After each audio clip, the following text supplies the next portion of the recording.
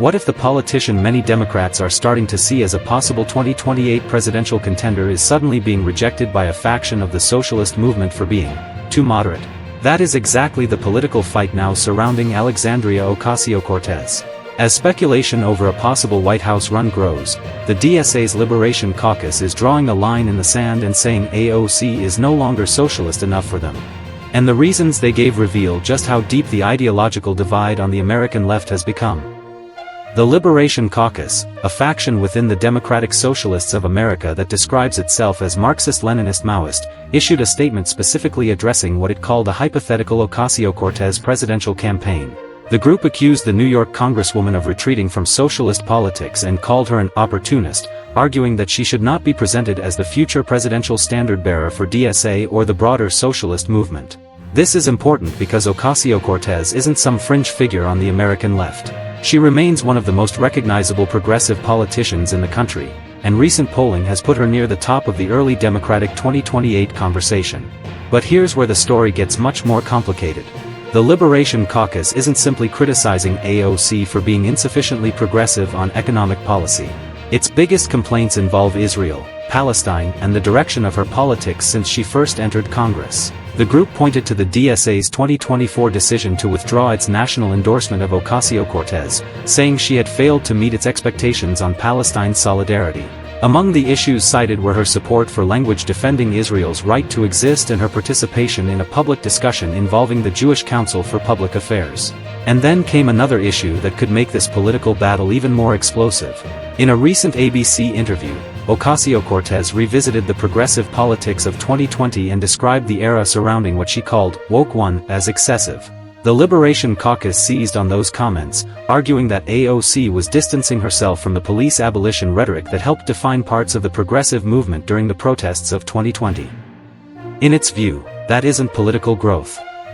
It's evidence that Ocasio-Cortez is moving toward a more conventional, electorally cautious form of democratic politics. And that accusation matters because AOC's political identity has always been built around being different from the Democratic establishment. She became a national political star after defeating longtime Democratic incumbent Joe Crowley in 2018, with a campaign built around grassroots organizing and progressive economic policies. But 8 years later, the political environment is different, and so is Ocasio-Cortez. She's now being discussed not just as a progressive House member, but as a possible national candidate who would have to appeal to millions of voters far beyond her New York district. Meanwhile, the DSA itself is going through a much bigger ideological debate. Its new Workers Deserve More program proposes sweeping changes to the structure of the federal government, including abolishing the Senate and replacing the President and Supreme Court with leaders selected by Congress. It also calls for major changes involving voting rights, immigration, public ownership, and the country's political system. DSA supporters argue that the program represents a fundamental challenge to capitalism and the existing political order, while Republicans have seized on it as evidence that parts of the American left are moving far outside the mainstream. That puts Ocasio-Cortez in a fascinating political position.